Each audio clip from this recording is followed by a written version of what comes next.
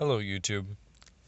I decided to tell a few stories about open carrying that I have not been able to film. Because typically, I'm much better at recording long gun open carrying rather than handgun open carrying because police presence is more likely to occur. That being said, let me begin with the first story. This was about 2 months after I first started open carrying, about 2 months after I got my first handgun. And I was sitting in a Tim Hortons with a friend of mine, and we were sitting there, and an Oakland County deputy comes in, and he says, "Hey, do you have a CCW?" And I said, "Well, no, you don't need a CCW to openly carry." And obviously CCW is the wrong term because CCW is a felony charge and CPL is the license here in Michigan. So he was fine with that. He didn't have an issue. He talked to the manager, asked them if they had a problem with me being there. And they graduated from the same high school as me, a couple years behind me, and they knew roughly who I was, and they didn't have a problem with me. There was only one other patron in the restaurant at that time, a father there with his, would appear to be probably a 3-year-old daughter. And I get the feeling like he was probably the one that called me, if he was the only one there, in the few minutes preceding and post-seating this encounter. So it was a really good experience simply because the father called the police on me, and then he saw that neither the manager nor the police did anything to stop me.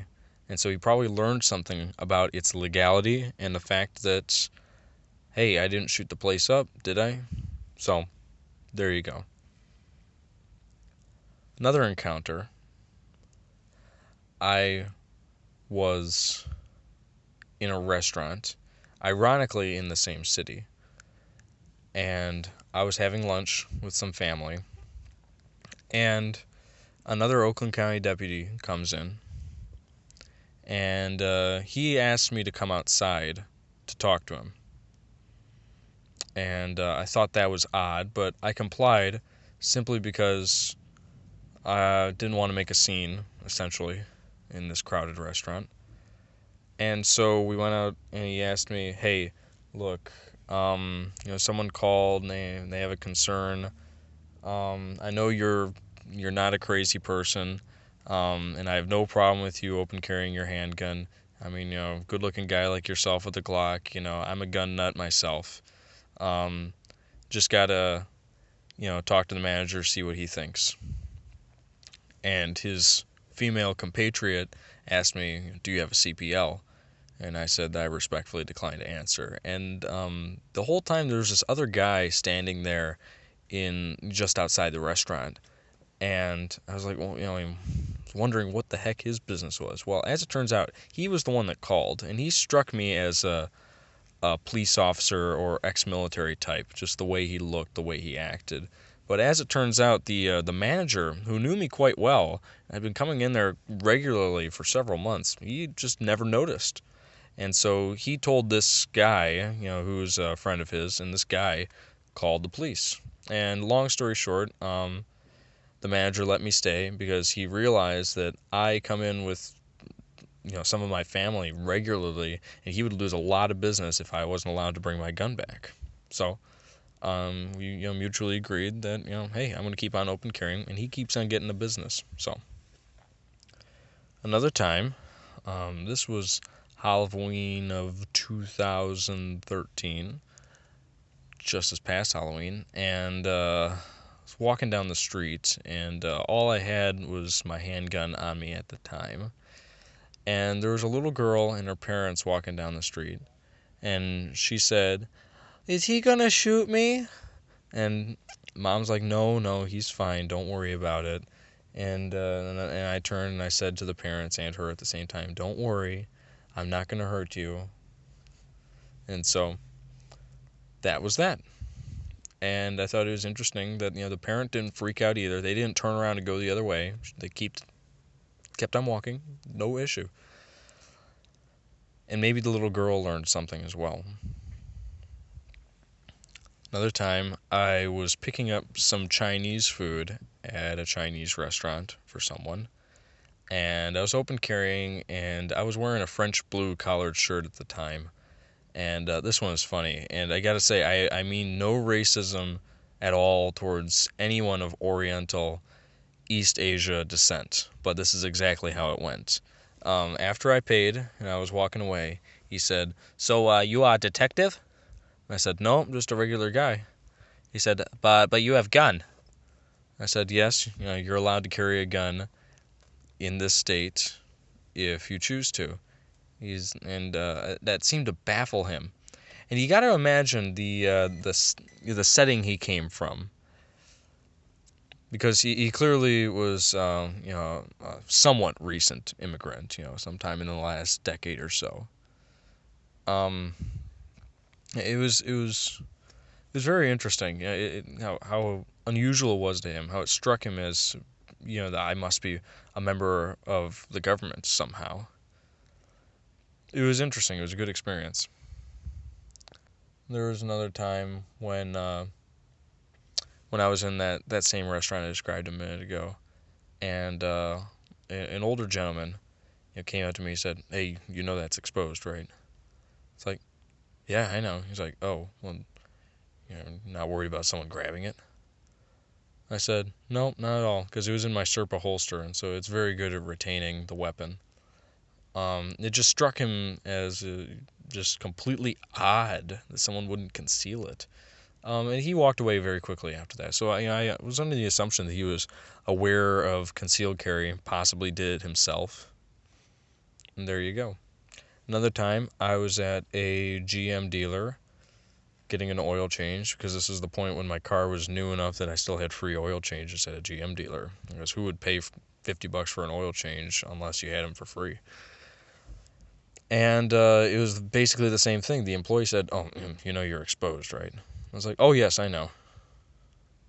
And again, you obviously was aware of concealed carry, had no issue with it, but it was just he didn't care for that. In terms of he wasn't used to it.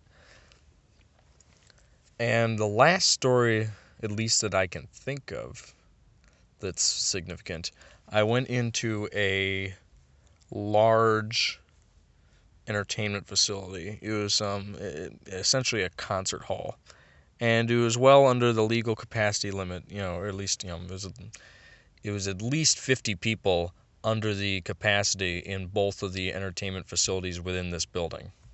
So I was walking in wearing a coat and tie, and I was open carrying. I had arranged my suit coat so it wouldn't cover it. I went through, and security guy said, "Hey, whoa, you got to cover that up." I was like, "No, I don't." And of course, at this time, I didn't have a CPL, so I couldn't. He said, "Oh, so you're open carrying?" It's like, "Yep." So he let me go. I went up to the nosebleed seats, the back row of the upper balcony in this large concert hall. A few minutes later, customer service representative with the facility came over and said, "Hey, we don't allow weapons to be carried in that manner. We'd very much appreciate it if you could return it to your car." And I was in a very urban environment at the time, and it was several blocks to where I parked my car. So I explained that to him, and the security guy ended up driving me back to my car so I could put it in there. And then they drove me back, and customer service people gave me like main floor seats about 10 rows from the front as a thank you for being so cooperative and not hassling them. And I thought that was pretty good. I did not like having to comply with leaving my gun in the car, but it was what it was. I liked having the better seats, though. Probably wasn't worth it. I'd rather be armed and in the back row than unarmed and sitting right at the front. But it was okay because the security guy was nice. He was concealed carrying the same gun I was open carrying, a Glock 19. So we got along really well. And he was he's a sworn police officer in that city, in a sub-jurisdiction. And he carried a Glock 23 as his primary. So he was very familiar with the weapon. We had a good talk about Glocks and how good they were. And I've had all kinds of other experiences. Like there was another time I was sitting in a Dunkin' Donuts, and this guy that concealed carry talked to me for quite a long time about open carry, and there have been several times when employees and such have asked me things like, it's like, so are you a cop or something? And I give them the same kind of lecture, like, no, I'm just a regular guy, and that's it. No big deal. Interesting experiences, but these are always the ones that I'm never prepared to film. I can never get my phone out in time. So, anyways, food for thought. I will attempt to annotate which experiences these were in terms of like numbers or something like that, so you can comment on each specific one. But I'd like to hear what you think, because they were very interesting to me at the time. I wish I would have caught the conversation. But anyways, you all have a good day. Thanks for listening.